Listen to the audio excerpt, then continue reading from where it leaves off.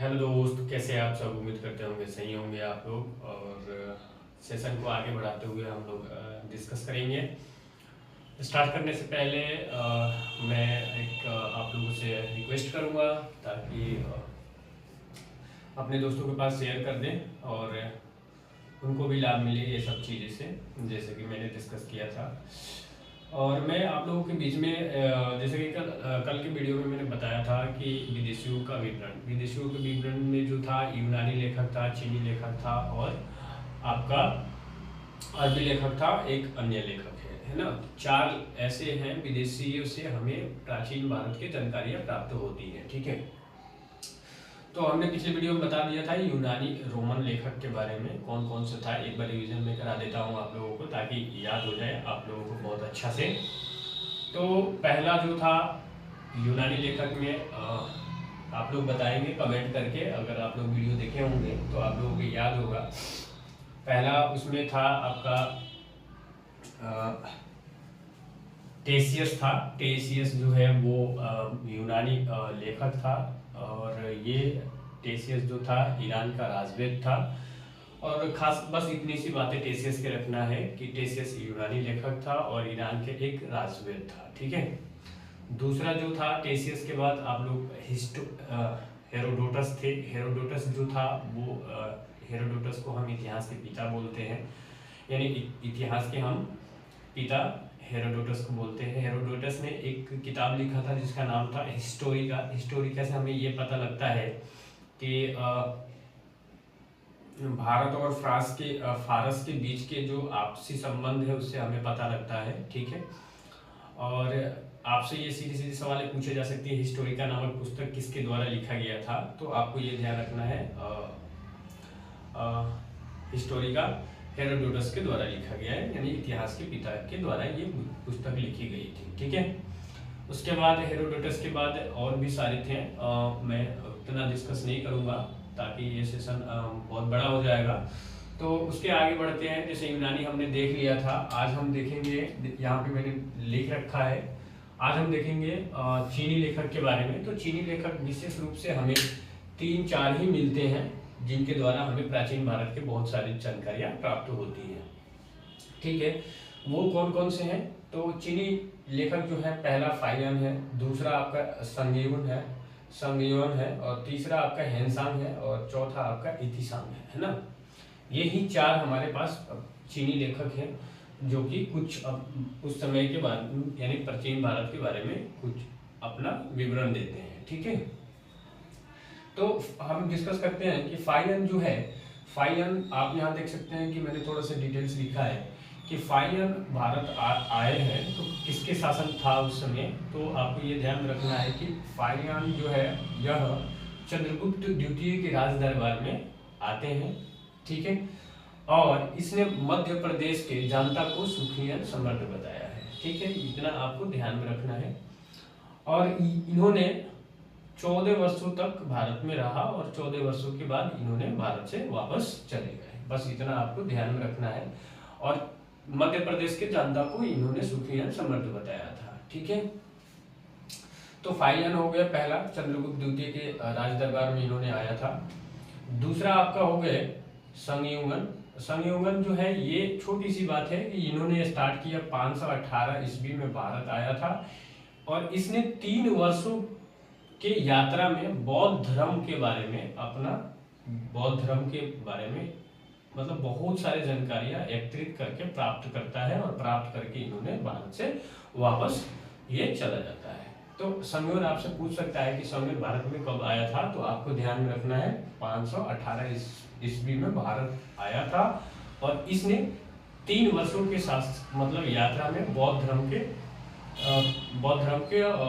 प्राप्ति करता है, बौद्ध धर्म का मतलब ज्ञान प्राप्त करता है और एकत्रित करके ये भारत से वापस चला जाता है। आपके पास इसके बाद संगयुन के बाद आते हैं हेनसांग। हेनसांग जो है, अब बहुत सारे बच्चे इसमें बहुत कंफ्यूजन रहते हैं किसके शासनकाल में आया था। तो हेनसांग जो है आप देख सकते हैं, इसे याद कर सकते हैं। हेनसांग हाँ यहाँ पे है, हाँ यहाँ पे भी, तो बस इसे ध्यान रखना है कि हेनसांग हर्षवर्धन के शासनकाल में भारत आया था। और हेनसांग लगभग ये स्टार्ट कब करते हैं भारत आने के लिए, तो ये ध्यान में रखना है कि लगभग 629 ईस्वी में इन्होंने चीन से भारत के लिए प्रस्थान किया, यानी प्रस्थान मतलब आया, स्टार्ट कर दिया। ठीक है। और लगभग 1 साल के बाद, कितने साल के बाद? 1 साल के बाद ये एक भारत में एक जगह है कपीसा जगह पे ये पहुंचते हैं। पहुंचने के बाद ये 15 वर्ष तक भारत में ठहरते हैं। कौन? हेनसांग। ठीक है, ये आपको ध्यान में रखना है। यानी हेनसांग जो है 1 वर्ष के बाद वो आते हैं कहाँ पे? कपीसा में, और 15 वर्षों तक ठहरते हैं। 15 वर्षों तक ठहर कर 645 ईस्वी में, आपको सन भी याद रखना है, 645 ईस्वी में क्या करते हैं? भारत से वो लौट जाते हैं हेनसांग। ये आया था नालंदा में, बिहार में एक जगह है नालंदा विश्वविद्यालय से बौद्ध धर्म को ये मतलब बौद्ध धर्म को एकीकृत यानी प्राप्ति करते हैं। बौद्ध धर्म की जानकारियां बहुत सारी प्राप्त करते हैं, प्राप्त करके, और ये नालंदा विश्वविद्यालय में एक्चुअली बौद्ध धर्म का अध्ययन करने के लिए आए हुए थे। तो अध्ययन किए और अध्ययन करके बहुत सारी चीजें प्राप्त किए हेनसांग। और इसमें हेनसांग ने इसका एक भ्रमण है, भ्रमण क्या मतलब CU की एक नाम के इन्होंने वृत्तांत लिखा था नामक एक प्रसिद्ध इसका पुस्तक है। इसने पुस्तक में क्या करता है कि इस पुस्तक से हमें 135 देशों यानी 138 देशों का हमें क्या प्राप्त होता है, मतलब हेनसांग के द्वारा। ठीक है। और हेनसांग एक चीज और है कि हेनसांग ने बौद्ध धर्म के तो साथ साथ मतलब पूजन किया ही था, और इसने सूर्य को और शिव पूजा को भी पूजा किया था। ठीक है।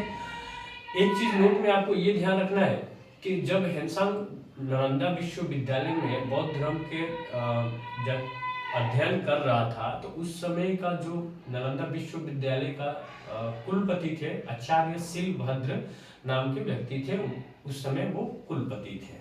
तो ये आपको ध्यान में रखना है कि ये भी क्वेश्चन आपसे पूछा जा सकता है कि हेनसांग के समय में नालंदा विश्वविद्यालय के कुलपति के नाम क्या था। तो आपको ध्यान रखना आचार्य शिलभद्र के नाम है उनका। और उसके बाद इसने बुद्ध के साथ साथ शिव पूजा और सूर्य देवता को भी इसने पूजा किया था। ठीक है, इतना आपको ध्यान रखना है।